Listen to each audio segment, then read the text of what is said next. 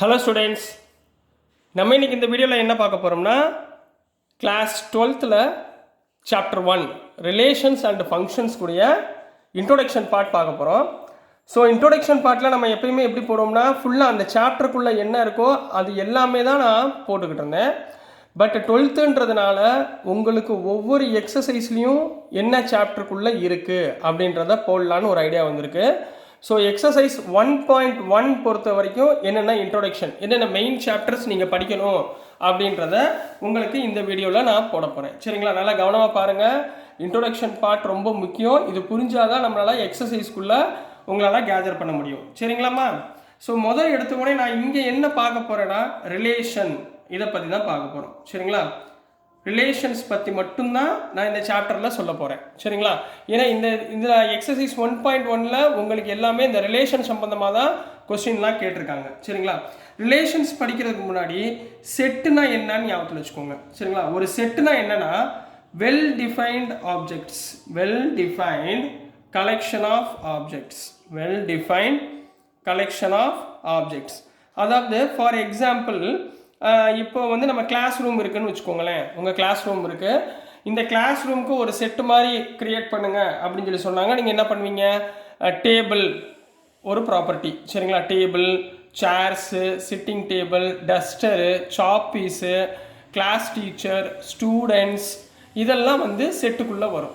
ஓகேங்களா? ஒரு class ரூமுக்குரிய set அப்படின்னு கேட்டாங்க. இதுதான் கலெக்ஷன் ஆஃப் ஆப்ஜெக்ட்ஸ் அப்படின்னு சொல்லி சொல்லுவாங்க. சரிங்களாம்மா? இப்போ ஃபார் எக்ஸாம்பிள் ஒன்று பார்ப்போம். இப்போது ஏன்றது ஒரு செட்டு கொடுத்துருக்காங்க, 1 2 அப்படின்னு ஒரு செட்டு கொடுத்துருக்காங்கன்னு வச்சுக்கோங்கம்மா.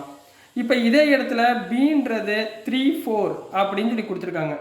அப்போ இதோடைய கிராஸ் ப்ராடக்ட், அதாவது கார்ட்டீசியன் ப்ராடக்ட்னு சொல்லுவாங்க. கிராஸ்னால் என்ன அர்த்தம்? கார்ட்டீசியன் ப்ராடக்ட் எப்படி இருக்கும்னா முதல்ல 1 வச்சுக்கிட்டு 3யோட காம்பினேஷன் பண்ணணும். அப்போ என்ன வரும்? 1, 3, அடுத்து 1, 4, நெக்ஸ்ட்டு 2, 3, நெக்ஸ்ட்டு 2, 4. இதுதான் கலெக்ஷன் ஆஃப் ஆப்ஜெக்ட்ஸ்னு சொல்லுவாங்க for the set A cross B. புரிஞ்சுங்களாமா? செட்டுனா என்னன்னு புரிஞ்சுங்களா? எப்பயுமே ஒன்று ஞாபகம் வச்சுக்கோங்க, இந்த ரிலேஷனுக்கும் செட்டுக்கும் என்ன காம்பினேஷன் இருக்கும்னா ரிலேஷன் வந்து எப்பயுமே கண்டைன்டு இன் ஏ கிராஸ் பி. அதாவது ஏ கிராஸ் பி தான் பெரிய செட்டாக இருக்கும். இதுக்குள்ளே நம்ம சொல்ல போகிற ரிலேஷன் வந்து ஆர். ரிலேஷனுக்கு என்ன சிம்பிள் கொடுப்பாங்க? ஆர்ன்னு கொடுப்பாங்க. இந்த ஆர் வந்து இந்த ஏ கிராஸ் பியோட கலெக்ஷன் இருக்குது பார்த்தீங்களா, இதை விட சின்னதாக தான் இருக்கும். அதாவது கண்டைன்டு. சரிங்களா? இப்போ ஃபார் எக்ஸாம்பிள் இதோடைய ரோஸ்டர் ஃபார்ம் ஒன்று பார்ப்போம். இப்போ for example R equal to X comma Y such that Y equal to 2x அப்படின்னு கொடுத்துருக்காங்கன்னு வச்சுக்கோங்க. நீங்கள் இதை எப்படி நீங்கள் டிஃபைன் பண்ணுறீங்கன்னா, இப்போ ஆர்ன்றது வச்சுக்கோங்க, y ஈக்குவல் 2x, ரைட்டுங்களா? இப்போ எக்ஸுக்கு பதிலாக 1 சப்ஸ்டியூட் பண்ணுங்கள். ஒய்யோட வேல்யூ இப்போ y ஈக்குவல் டு 2xமா. இதில் எக்ஸுக்கு பதிலாக 1ன்னு சப்ஸ்டியூட் பண்ணுங்கள். அப்போ y ஈக்குவல் டு என்ன வந்துடும்? 2ன்னு வந்துடுங்களா? அப்போது நீங்கள் எப்படி எழுதிங்க? ரிலேஷன் ஈக்குவல் டு 1ன்றது எக்ஸு, எக்ஸுன்றதை சப்ஸ்டியூட் பண்ணால் ஒய்ன்ற ரிலேஷன் 2ன்னு கிடைக்கும். ரைட்டுங்களா? இப்போ இதே இடத்துல 2 சப்ஸ்டியூட் பண்ணுங்கள். எக்ஸுக்கு பதிலாக 2ன்னு சப்ஸ்டியூட் பண்ணிங்கன்னா 2 2s are 4. எது 4? ஒய்ன்றது 4. இந்த மாதிரி போய்கிட்டே இருக்குமா. இதுதான் இந்த ரிலேஷன். ரைட்டுங்களாமா? இதில் எல்லாம் ஞாபகத்தில் வச்சுக்கோங்க. இதில் இந்த 2ன்றது எக்ஸோட வேரியபிளை குறிக்கும், 4ன்றது ஒய்யோட வேரியபிளை குறிக்கும். இது என்னது? எக்ஸோடது, ஒய்யோடது.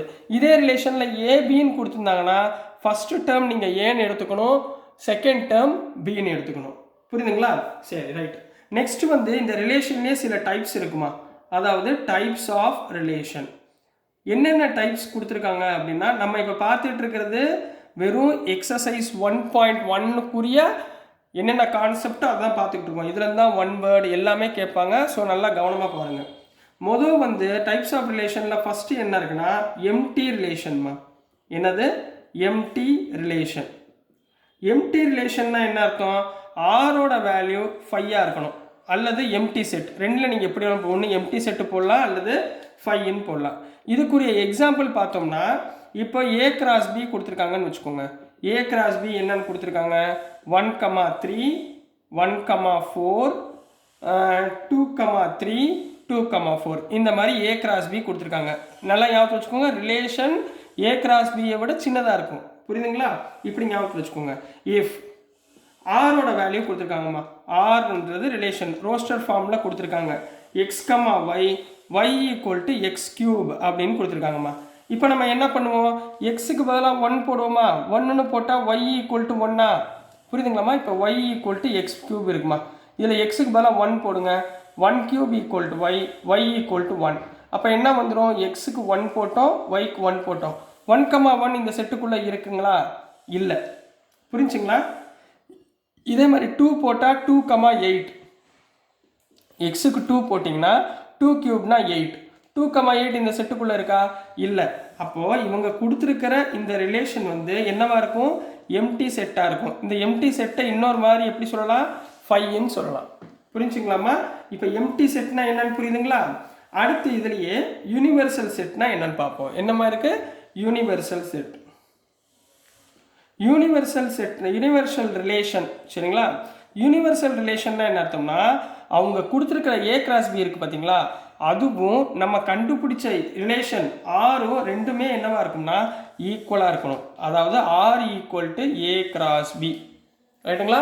அதாவது ஏ கிராஸ் பின்றத பெருசுன்னு சொல்லியிருக்கேன், அதுதான் யூனிவர்சல் செட். அதுவும் ரிலேஷன் அவங்க கொடுத்துருக்கிற ரிலேஷனும் ஈக்குவலாக இருந்தால் அது வந்து யூனிவர்சல் ரிலேஷன் அப்படின்னு சொல்லி சொல்லுவாங்க. இது வரைக்கும் புரிஞ்சுங்களா கண்ணா. நெக்ஸ்ட் நம்ம டைப்ஸ் ஆஃப் ரிலேஷனில் என்ன பார்க்க போகிறோம்னா, இதை வந்து 3ஆக பிரிக்கலாம், சரிங்களா. ஒன்று வந்து ரிஃப்ளெக்சிவ். ஃபஸ்ட்டு என்னது, ரிஃப்ளெக்சிவ். இதை நல்லா ஞாபகத்தில் வச்சுக்கணும், ரிஃப்ளெக்சிவ்னா என்ன, சரிங்களா. இப்போ ஆறுன்ற செட்டு பிலாங்ஸ் டு, இந்த சிம்பிளுக்கு பேர் என்ன, பிலாங்ஸ் டு என்ன இருக்கும்னா ஏ பி சி. அதாவது இங்கே என்ன இருக்கோ அதோட இமேஜ் அப்படியே ஏல விழுந்துருக்கணும், சரிங்களா. எக்ஸும் ஒய்யும் ஈக்குவலாக இருக்கணும். இப்போ ஃபார் எக்ஸாம்பிள் ரிஃப்ளெக்சிவ்னா என்ன அர்த்தம், ஒரு மிரர் இருக்குன்னு வச்சுக்கோங்கம்மா, நீங்கள் இந்த பக்கம் நிற்கிறீங்க, சரிங்களா. உங்கள் இமேஜ் அப்படியே இந்த பக்கம் விழுகுமா, புரியுதுங்களா. உங்கள் இமேஜ் அப்படியே இந்த பக்கம் விழுகிறது தான் உங்களுக்கு ரிஃப்ளெக்சிவ் அப்படின்னு சொல்லி சொல்லுவாங்க. மிரர்னு ஞாபகத்தில் வச்சுக்கோங்க. அதாவது ரெண்டு செட்டுமே என்னவா இருக்கணும், ஈக்குவலாக இருக்கணும். இப்போ 1 எடுத்தீங்கன்னா இங்கே 2 அப்புறம் 3 ரெண்டுமே ஈக்குவலாக வந்துச்சுன்னா அதுக்கு பேர் என்னது, ரிஃப்ளெக்சிவ் அப்படின்னு சொல்லி சொல்லுவாங்க. ரெண்டாவது என்ன கண்டிஷன்னா சிமெட்ரிக்மா. ரெண்டாவது என்னது, சிமெட்ரிக். சிமெட்ரிக்னா வேற ஒன்றும் இல்லைம்மா. இப்போ ஏ கமா பி அப்படின்னு 2 எலிமெண்ட் இருக்குமா, இது வந்து செட்டு ஆர்க்குள்ளே இருக்குன்னு வச்சுக்கோங்க, பிலாங்ஸ் டு ஆர். இதை நீங்கள் ரிவர்ஸ், இப்போ எக்ஸோட எலிமெண்ட் ஏ, ஒய்யோட எலிமெண்ட் பி, இதை அப்படியே ரிவர்ஸில் மாற்றி போடுங்க, பி கமா ஏ. இப்போ என்ன மாறிடுச்சு, எக்ஸ் வந்து பியா மாறிடுச்சு, ஒய் வந்து ஏவா மாறிடுச்சு, சரிங்களா. இதுவும் எதுக்குள்ளே இருக்கணும், இந்த செட்டு ரிலேஷனுக்குள்ளே இருந்துச்சுன்னா அதுக்கு பேர் என்ன சொல்லுவாங்க, symmetric. For example 1,2 is belongs to ஆர்னா அப்போ நம்ம என்ன எடுத்துக்கணும், 2,1 ஆருக்குள்ளே இருக்கணும். இருந்தால் அந்த செட்டுக்கு பேர் என்ன சொல்லுவோம், சிமெட்ரிக் அப்படின்னு சொல்லி சொல்லுவோம் கண்ணா, சரிங்களா. மூணாவது என்ன இருக்குன்னா டிரான்சிட்டிவ். மூணாவது என்னமா இருக்கு, டிரான்சிட்டிவ். டிரான்சிட்டிவ் நீங்கள் ஏற்கனவே இதெல்லாம் 11th படிச்சிருப்பீங்க. டிரான்சிட்டிவோட கண்டிஷன் என்னன்னா, இப்போ A comma B belongs to R and B comma C is belongs to R. அதாவது ஏ கமா பின்ற நம்பரும் பி கமா சின்ற நம்பரும் ஆருக்குள்ளே இருக்குது. தென் ஏ கமா சி இருக்கு பார்த்தீங்களா, அதாவது இதோடைய ஃபர்ஸ்ட் எலிமெண்ட் இதோடைய லாஸ்ட் எலிமெண்ட், இது ரெண்டுமே பிலாங்ஸ் டு ஆராக இருக்கணும், சரிங்களா. இப்போ ஃபார் எக்ஸாம்பிள் 1,2ன்றது பிலாங்ஸ் டு ஆராக இருக்குது அண்டு 2,3ன்றது பிலாங்ஸ் டு ஆராக இருக்குது. அப்போ என்ன இருக்கணும், 1,3ன்ற எலிமெண்ட்டும் எதுக்குள்ளே இருக்கணும், ஆருக்குள்ளே இருந்தால் அதுக்கு பேர் என்ன சொல்லுவோம், டிரான்சிட்டிவ் அப்படின்னு சொல்லி சொல்லுவோம். புரிஞ்சுங்களாமா, இது வரைக்கும் ஓகேங்களா. அடுத்து என்ன பார்க்குறீங்கன்னா லாஸ்ட்டாக ஈக்குவலன்ஸ் ரிலேஷன். அதாவது நம்ம இப்போ பார்க்குறது 1.1, சரிங்களா. Equivalence relation. ஈக்குவலன்ஸ் ரிலேஷன்னா என்ன தெரியுமா அர்த்தம், ரிலேஷன் தட் சாட்டிஸ்ஃபைஸ்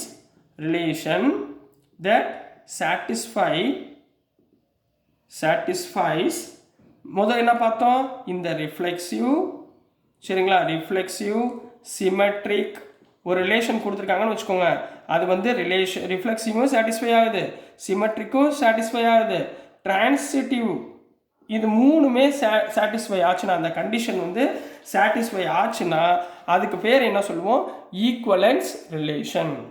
என்ன சொல்லுவோம், ஈக்குவலன்ஸ் ரிலேஷன் அப்படின்னு சொல்லி சொல்லுவோங்கண்ணா, ஸோ இது வரைக்கும் உங்களுக்கு புரிஞ்சுங்களா? இதுதான் உங்களுக்கு எக்ஸசைஸ் 1.1க்குள்ளே இருக்கிற முக்கியமான சில விஷயங்கள். இதெல்லாம் நீங்கள் நல்லா ஞாபகத்தில் வச்சுக்கிட்டிங்கன்னா எக்ஸசைஸ் 1.1 ஈஸியாக புரியும்.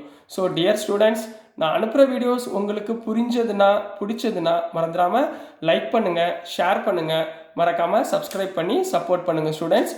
தேங்க்யூ.